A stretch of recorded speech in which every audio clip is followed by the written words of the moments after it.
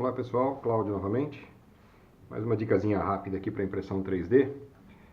Como eu não trabalho só com impressão 3D, muita gente vive disso. Eu não. Eu trabalho com prototipagem, eu desenvolvo peças, eu fabrico peça para carro antigo. Eu faço muitas coisas, então a impressão 3D é só uma das minhas ferramentas. E eu acabo adaptando técnicas de uma área para outra. Como eu mexo muito com metal, um dos problemas que acontece é quando a gente corta metal, fica uma rebarba. Não sei se a câmera está no foco suficiente, mas tem uma rebarba de metal aqui, louca para cortar a gente. Isso aqui parece uma faca. E a maneira correta da gente resolver isso é usando uma lima. Então, quando eu pego uma peça que eu acabei de cortar, eu vou limar. A minha rebarba está virada para fora. Se eu limar para cá, eu só viro mais ainda a rebarba. Então, o que eu faço é cortar contra a rebarba. Eu trabalho como se fosse uma tesoura. Eu uso a borda da peça a meu favor, junto com a lima, como se fosse um movimento de uma tesoura mesmo, que é o cisalhamento. Eu tenho uma parte fixa e uma parte que vem por cima, cisalhando o material. Para quem tiver dúvida, dá uma olhada em cisalhamento na Wikipedia, vai entender. A lima, ao contrário da lixa, a lixa é feita de grãos sem orientação. A lima não, a lima é feita de dentes, e esses dentes têm uma direção de corte, exatamente como um serrote. Então, quando eu passar a lima aqui, eu estou realmente fazendo como se fosse uma tesoura. Um dos lados da minha tesoura é a peça, o outro lado é a lima. E ela vai enrolar esse material e cortar. Não sei se vai aparecer na câmera. Aqui. Ela cisalhou o material e separou ele da peça. Tá? Dá para ver aqui. Então, quando eu faço esse movimento, o meu material cai aqui. A minha peça fica com o canto vivo, do jeito que eu quero, não fica arredondada. Se eu usar uma lixa, eu arredondo esse canto. Geralmente eu arredondo. Então, no meu caso, por exemplo, trabalho com metal, eu não quero arredondar esse canto, eu quero o canto vivo.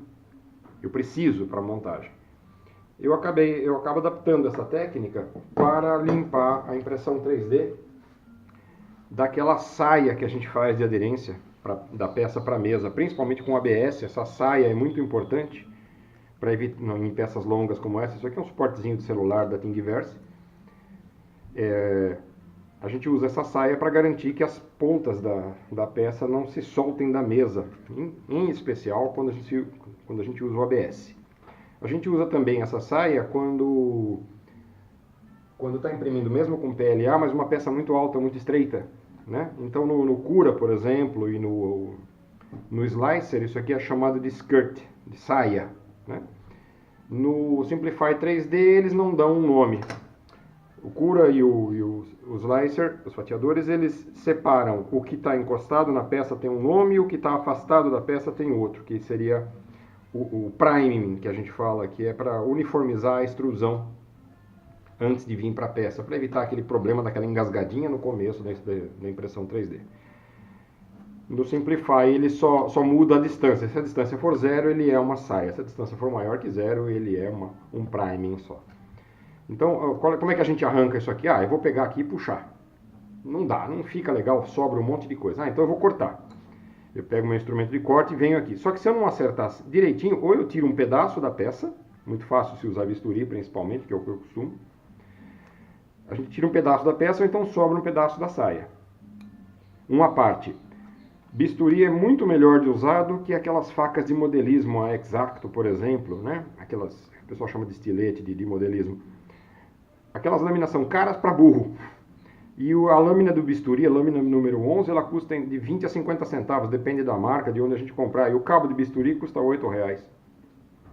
Então, com o preço que você compra algumas lâminas da X-Acto, que são importadas, você compra uma caixa com 100 lâminas de bisturi número 11. Sempre o número 11, tá? Que a gente vai usar. É melhor que ele. Outra coisa, quando você usar bisturi, extremo cuidado, lógico. E pega um frasquinho, põe um rótulo nele e faz só um corte. Para quando você terminar de usar a lâmina, você tira ela. A lâmina de bisturi se tira aqui por trás, levanta a parte traseira e empurra para frente. O melhor mesmo é usar um alicate. Agarrar a lâmina aqui, levantar e empurrar para frente. E aí joga aqui dentro, para garantir que ninguém se corte. Quando você vai jogar isso no lixo, você sela essa parte aqui e joga essa embalagem fechada no lixo. Então vamos ver. Dá para mim cortar com o bisturi? Dá. Eu consigo fazer um corte até que legal aqui.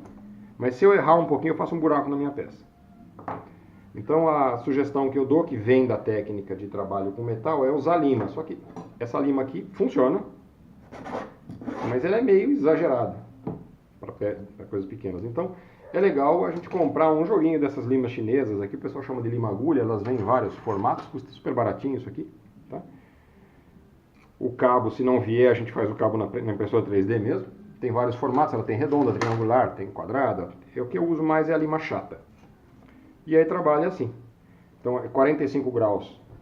Deixa eu achar a posição da câmera aqui. 45 graus da lima com a peça. Um momento que eu estou me atrapalhando aqui com o monitor. Aqui. Isso. Então eu coloco a lima a 45 graus do ângulo da borda da peça e trabalha com a lima aqui. Assim. Não assim nem assim. 45 graus aqui. E aqui reto. E aí você trabalha arrastando o material vai virar e se soltar da peça. Eu vou trabalhar aqui. Eu vou quebrar o material principal. Aqui o material já se soltou e já está pronto para ser arrancado. Se eu passar uma escova aqui, o material sai. Deixa eu ver se na peça vermelha fica mais visível. Não preciso nem remover antes. Quando eu passar a lima, ele já vai cortando, como se eu estivesse cortando com uma tesoura mesmo. Aí. E aí esse materialzinho aqui, ele se solta muito fácil, tá? Às vezes até com uma escova sai. Se eu quiser dar um acabamento aqui para deixar bem legalzinho, bem lisinho mesmo, aí eu faço o seguinte. Plaquinha de vidro comum. Tá dando um pouco de reflexo aí. Lixa. Para começar a lixa 220 tá bom, para desbaste grosso, depois passa para as mais finas. E aí um sprayzinho comum, uma garrafinha de spray. Joga um pouco de água nas costas da lixa e põe na placa de vidro. A lixa vai grudar plana para evitar arredondar os cantos das peças. E sempre, sempre, sempre, principalmente com PLA, lixa d'água molhada, porque o PLA ele funde a uma temperatura baixa e ele cola na lixa e deforma toda a peça. Então procura trabalhar sempre com a peça deitada aqui. Aqui você já dá para perceber o plástico que a água mantém fora da lixa, senão a lixa entope com o ABS. E com o PLA é pior ainda porque o material, além de entupir a lixa, ele gruda na lixa, ele cola e não sai mais. Então isso aqui, eu não costumo fazer esse movimento, porque isso é muito fácil a gente entortar e arredondar os cantos. Como eu trabalho geralmente com coisa que precisa de precisão, então eu trabalho numa direção só, que é mais fácil controlar a peça, sempre mantendo a água uniforme. Eu posso dar uma primeira passada, por exemplo, aqui eu não tirei a saia. Eu posso dar uma primeira passada a 45 graus, que eu já quebro a saia e corto ela. E aí eu volto para 90 graus, sempre puxando a peça, mantendo ela com cuidado a 90 graus. Outra coisa, evita fazer isso aqui, porque eu arredondo os cantos. No meu canto aqui já é arredondado, mas se ele fosse reto. Quando eu faço esse movimento, eu tendo a arredondar os cantos. Não é bom. Então, sempre 90 graus aqui. Para quem tem dificuldade, faz um bloquinho, pega um bloquinho, apoia aqui do lado e serve como referência para o lixamento. Depois, se precisar, passa para uma lixa mais fina para dar o acabamento final. E aí, por último, tem algum acabamento interno, coisa, faz com a lima, sempre mantendo perpendicular a lima com a peça. Tá? Eu peço desculpas pela iluminação, porque o meu negócio é fazer peça e não vídeo.